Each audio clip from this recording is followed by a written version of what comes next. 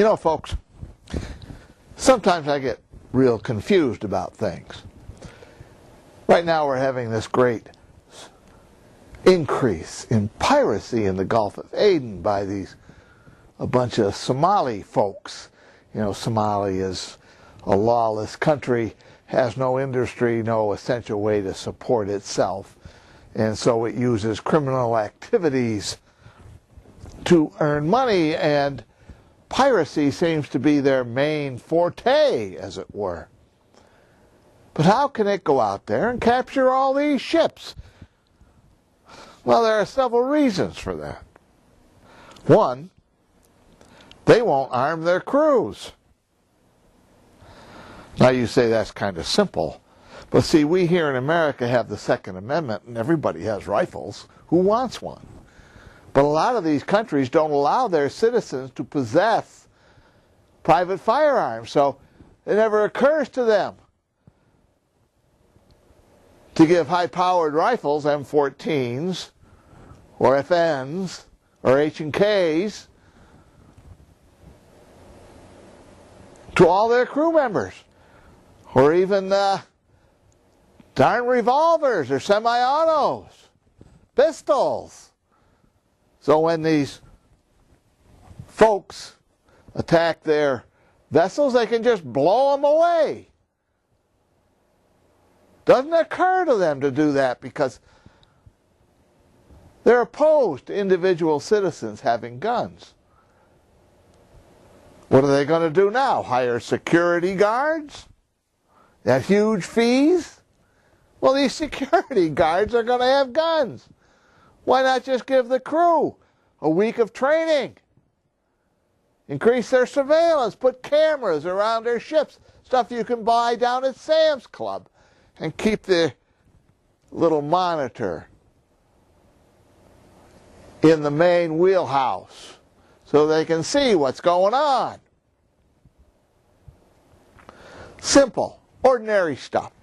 The world's navies are out there sailing around. The Indians just shot up a little mother ship. Where are the rest of the navies? Well, of course, they don't really have very many anymore. Back in, I guess it was in the early 1800s, shortly after the War of 1812, American president sent our ships into the Mediterranean to stop the Barbary pirates. The shores of Tripoli and the Marine Corps him. And they went in there and fought those pirates for years and destroyed them. USS Constitution there in Boston Harbor was one of the ships used to fight the Barbary pirates. Can anybody tell me why the great navies of today's world, why the great nations of today's world couldn't send in a whole bunch of Marines or commandos or deltas or whatever and go right in there and take all those ships, kill all the pirates, wipe out their bases? Oh, wait a minute. They have to have a trial. They have to go before the International Court of Justice or something. You have to prove that these are the pirates involved and not some poor, innocent bystander. What a bunch of suckers we have become today, folks. We should go in there, wipe out all the pirates' nest, kill them all, and their families, and their kids, who will grow up to be more pirates. Turn their little villages into piles of ash, and that would stop the piracy overnight. That's what they used to do in the old days. Can't do that, you know. It's not humane. So, unless they're prepared to arm their crews, hire security guards, improve things themselves, and these are not hard things to do, getting their own high-speed patrol boats out there, a couple of 200 horsepower outboards, whipping around the Gulf until they're prepared. This kind of crap is going to continue.